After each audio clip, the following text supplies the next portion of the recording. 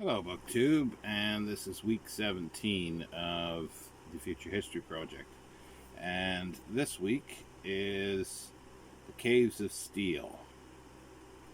It is the first robot novel that Isaac Asimov wrote, and in book form, it was published in 1954. And it was written as a novel, but it was serialized first in Galaxy magazine from October, November, and December. I think it was, 1953.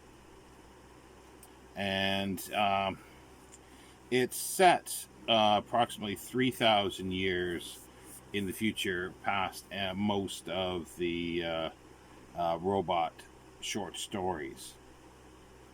And we've got an Earth that is similar to what was beginning in Mother Earth, and an overpopulated Earth. Asimov states that the Earth is stretching its resources with 8 billion people on it. And at the time he wrote it, it was the Earth, or the population of the Earth was about just over 2.5 billion. So I guess 8 billion sound like a lot. However, I just checked what the current population of the Earth is, and it's 7.9 billion.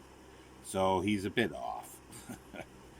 But yeah, and in order to house and feed humans, cities have been turned into, as he terms it, caves of steel, domed cities.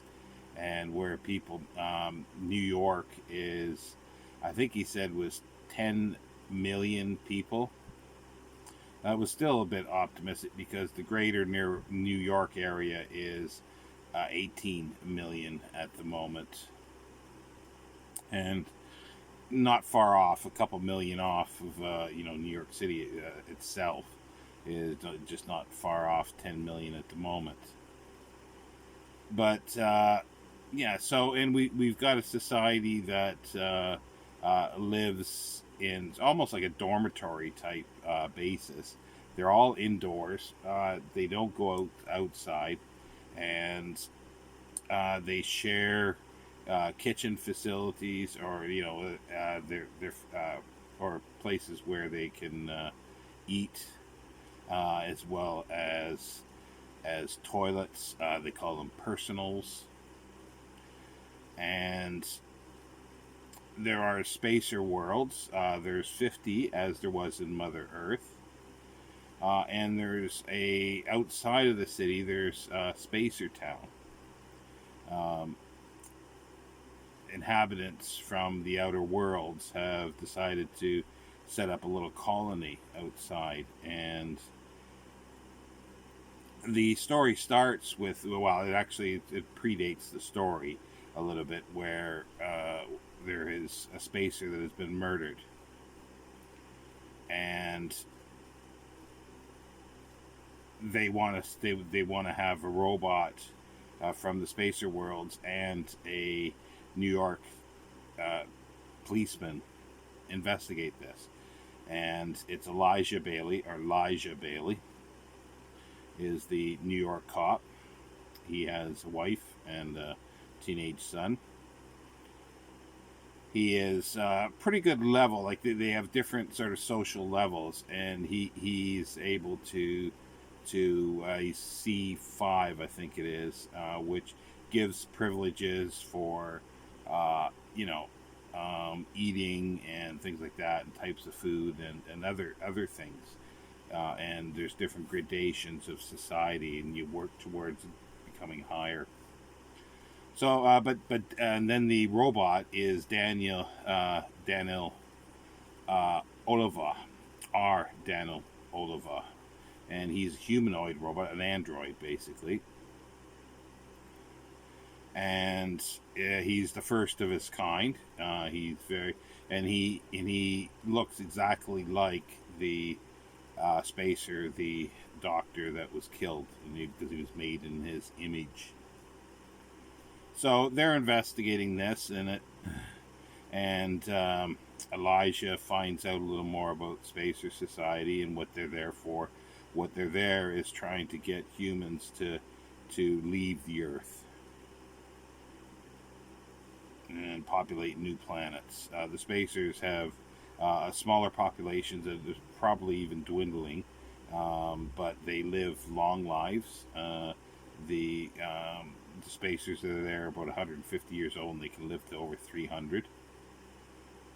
They've sort of pretty well got rid of disease, other than natural ailments, but and they do weed it out in their society, in even low intelligence, and they even do that up to when the child is 10, 12 years old, or early teens, before they become an adult. This shocks Elijah, but Elijah is told, well, you're sort of unrelenting, poverty and birth rate and growing, is shock to the to the spacers, the outer worlds. So he becomes sort of realizing that Earth does need to leave, and that's what the spacers are there for, and because he believes it, and he speaks to someone else, a medievalist.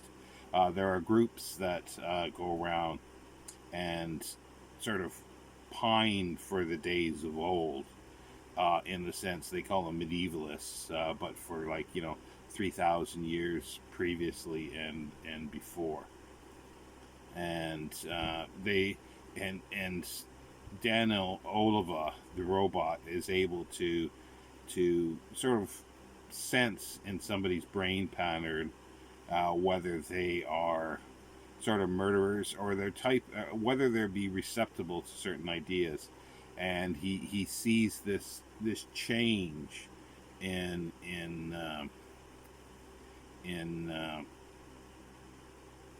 Elijah, and also he sees a very distinct change in another, sort of that Elijah arrests a medievalist. So they realize that they've actually succeeded. They've been trying for a long time to sort of introduce robots into the society, the Earth society, in order to uproot their economy and make unemployment, basically, to force them to go out into space. But after 20 some years, that hasn't really worked. There's still resistance against robots. So this year they realize that this paradigm shift that Daniel Olifa has sort of can see in the brains is the thing that they want. They can then see this developing through time, and so at that point they're not 100% interested in solving the murder of Daniel Oliva's creator. But Elijah Bailey is. He still wants to do it. So he does in the end. I won't say, because it is a murder mystery as well. It's a science fiction book, but it's a murder mystery. And as it fits in with Future History Project, it's like I say, it's after the robot novels, but you could sort of see a progression. However, there are some inconsistencies as well, with things, because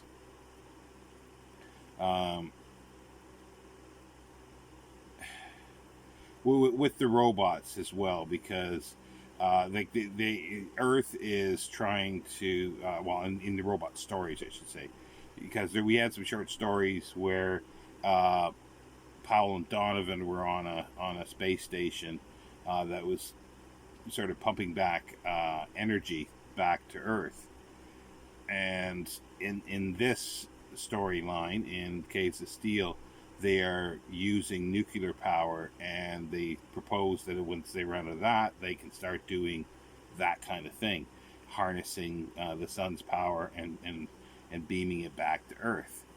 So that hasn't been done yet. So there's inconsistencies. There's inconsistencies all throughout. as we've talked about. But it's the interesting thing is where there are the inconsistencies and where there isn't, and where that you can sort of you know explain why they are there, and I find that interesting to do. But yeah, so we got a New York City that's completely domed in, and they and we begin this sort of culture of people not being afraid of going out into the open, and they're very claustrophobic while they want to be in enclosed spaces. And like Asimov thinks it was sort of heaven because he liked being in sort of an office, a windowless office, and in a small space. It's what he liked, so that's what he wrote. But others sort of criticized it, said it's horrible, you know, to be that way. And but yeah, no, it's I thoroughly enjoyed it. This is multiple reads that I've done, but you can see that it was written in the 50s, sort of the standards of wife and women are very 50s in many ways, and Elijah's wife isn't portrayed all that well. It's one of those things. Well, with science fiction in general, women had little difficult in being portrayed, and especially with Isaac Asimov. But she works even so, and everybody, like, there's always in his stories written at that time, everybody's, well, not everybody, but they're still smoking, and I find that kind of interesting. Again, these are holdovers, as I say, from the time, and if anything, these things sort of age for that reason. If it was written at the time with the mores and the culture of the time, then to me that never ages, because that just shows what there was. But when you transpose what was then into the far future, things changed along the way, and even though you're here and you've got the future here, you can see, okay, well, that's probably not going to be the way it is there from here.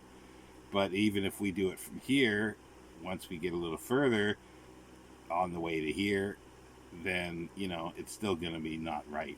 But there has to be commonplace for the reader, I think, to sort of understand, and so it's not too alien. And especially in 1950s science fiction and prior, or even quite a bit after, that familiarity needed to be there, or it would not have succeeded as science fiction. So next week, I'm thinking of the Future History Project week. Still catch up, getting close. But it's week 18 is the Naked Sun and Mirror Image. Two more Daniel Oliva novel and a short story as well. So I will see you next time, book 2.